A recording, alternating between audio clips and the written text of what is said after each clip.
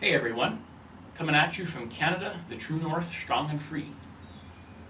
I'm a Canadian gun collector, hunter, and target shooter. And these are three of my favorite rifles. A Swiss Arms Classic Green, a CZ858, basically a BZ58, and finally on the end, a Smith & Wesson AR-15. I bought these firearms several years ago as a licensed, law-abiding Canadian gun owner. And I'm proud to still have them today.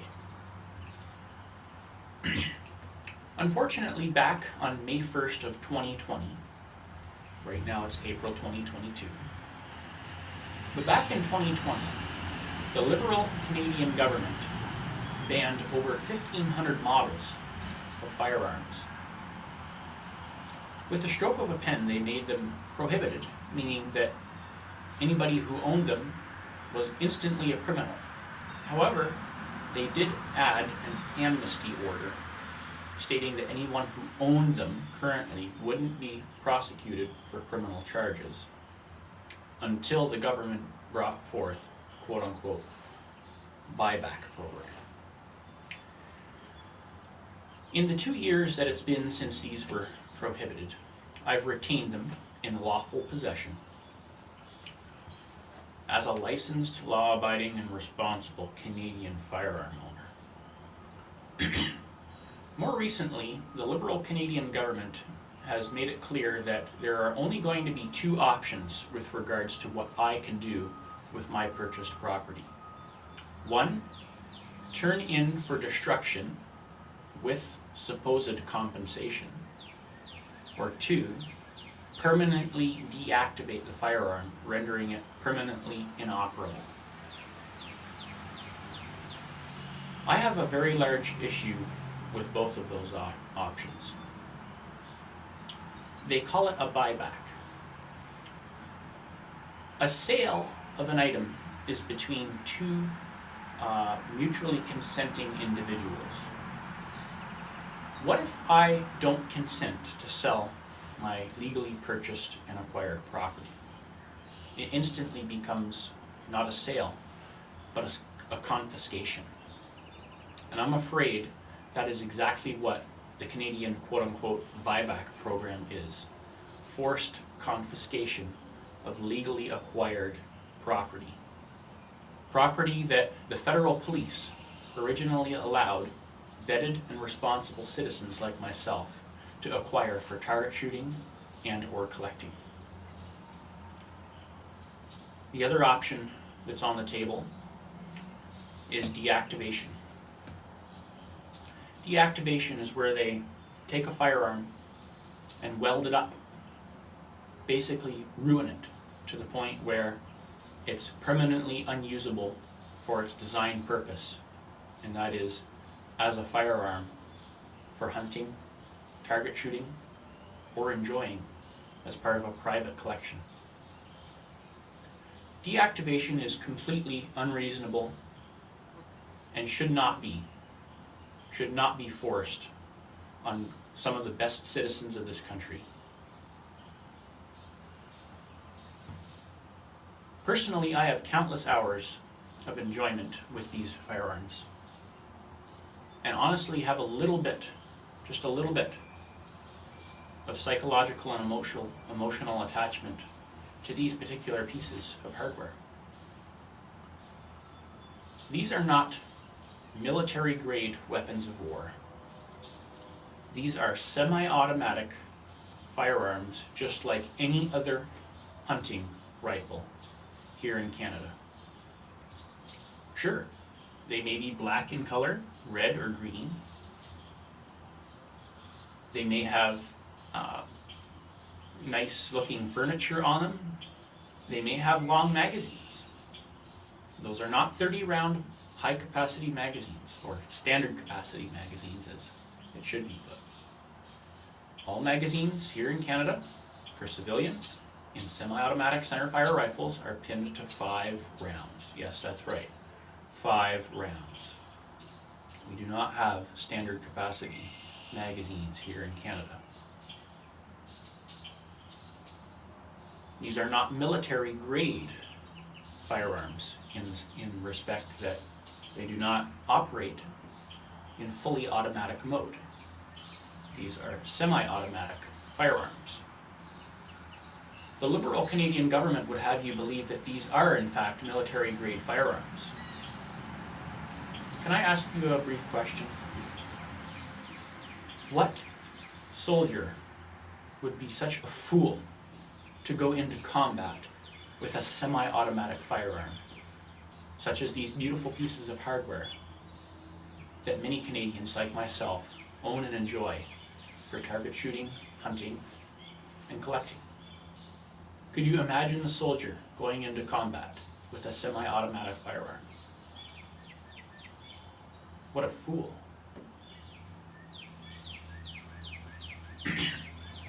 Another thing I'd like to mention is that registration of firearms, no matter what country you're in, leads to confiscation. These particular 3 firearms are registered. They needed to be when I bought them. I complied with the law to the fullest extent in good faith and purchased these 3 rifles, registered them in my name, and the federal police know that I own them, know where I store them, know their serial number, and have specific places listed that I may take or use them. Since the firearm prohibition of 2020, essentially I haven't been able to do anything with these firearms except keep them locked in the safe. So registration leads to confiscation. These registered rifles shortly after the firearm prohibition of May 2020, I received a letter in the mail from the federal police, the RCMP. On it was a list of serial numbers. These firearms' serial numbers. It stated that they knew I had them. I already knew that. It also stated that they were telling me that they were recently prohibited, and they were also mentioning the options that I had with them. How to dispose, deactivate, or wait for further information. And I'd like to say that I have an issue with registration of firearms. You know why? Because it's proven through history that registration leads to confiscation. A government may say for a while that, oh, we just want you to register your firearms so that we can better trace criminals in their use of firearms. And that there might be a grain of truth to that. But history has told us that all governments, most of the time, usually stab their citizens in the back. Registration, time after time, has been used to confiscate legally acquired firearms from law-abiding and licensed citizens. And that is wrong. There are many firearms here in Canada, very similar to these. Take the VZ58 in the center, for instance. The only reason this is a restricted and therefore registered firearm is because of the shorter 15.5-inch barrel. There are many VZ58s here in Canada with a longer 18.5-inch barrel, and they fall into the non-restricted class. The non-restricted class of firearms doesn't have to be registered.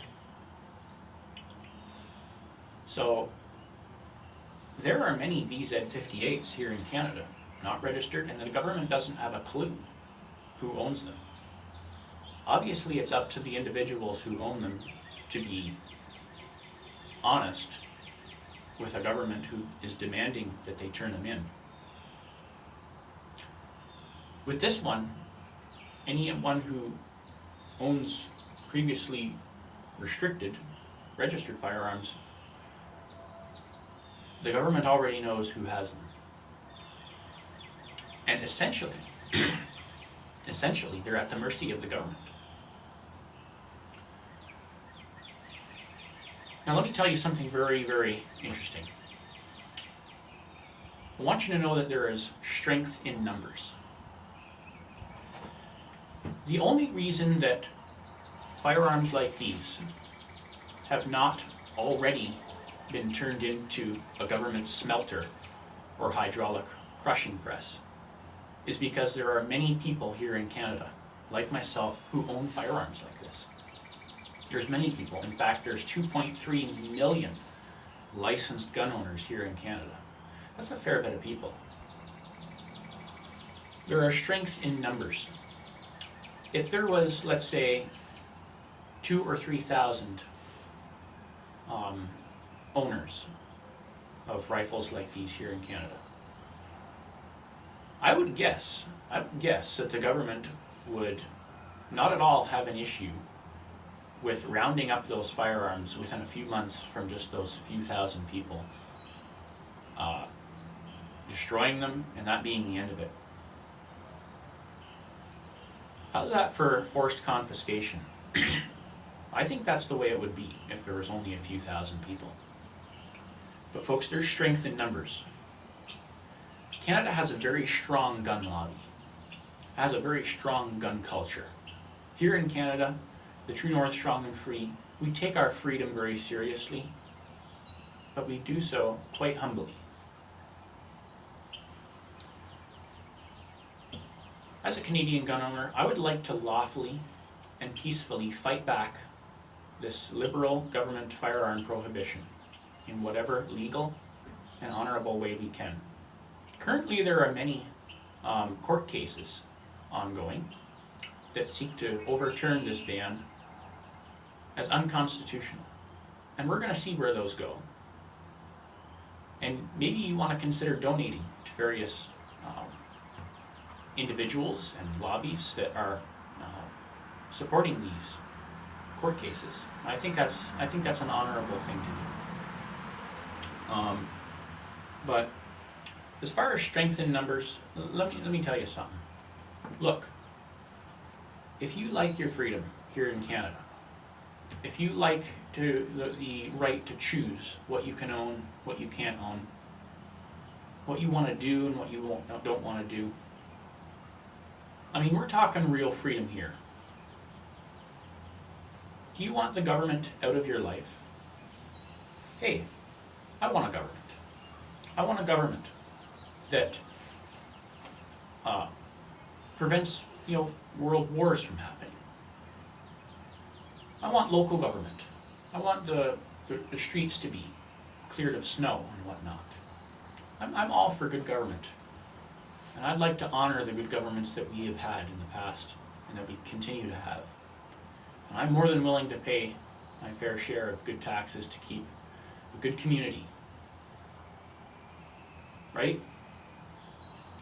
But let me ask you, do you want the government out of your life? There is strength in numbers. And as far as firearms go here in Canada, there is really strength in numbers.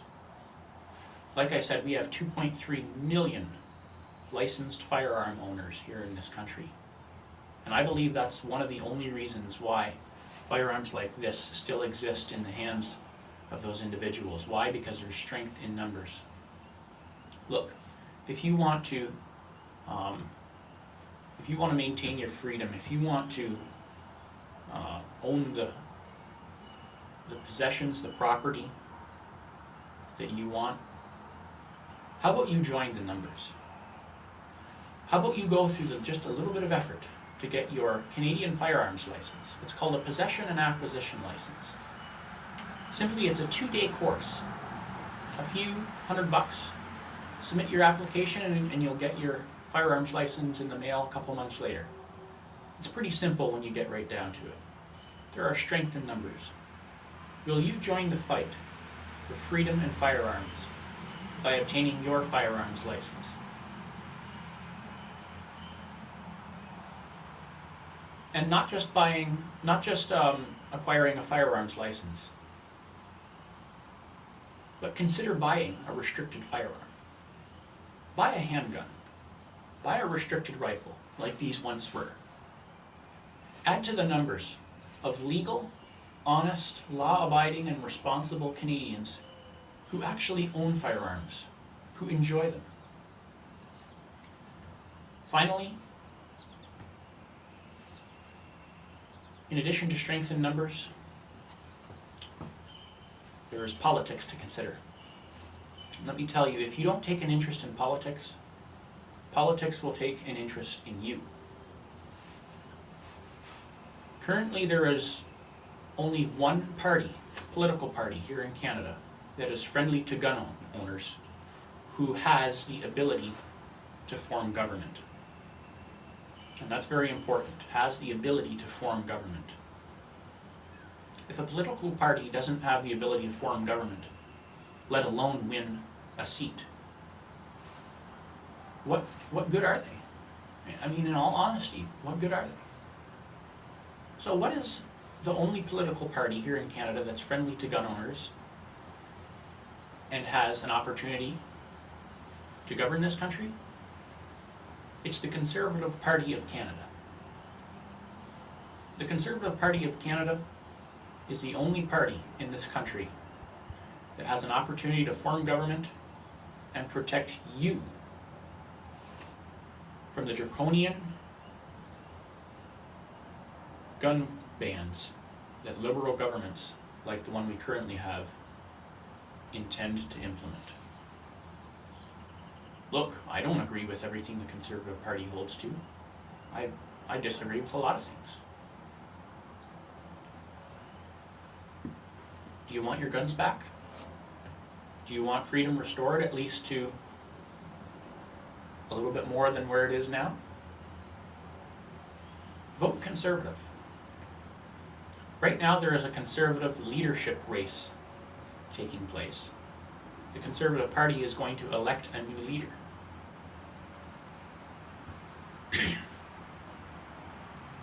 If you want to help in the fight for freedom and firearms, join the Conservative Party and vote for the individual who you think is the best.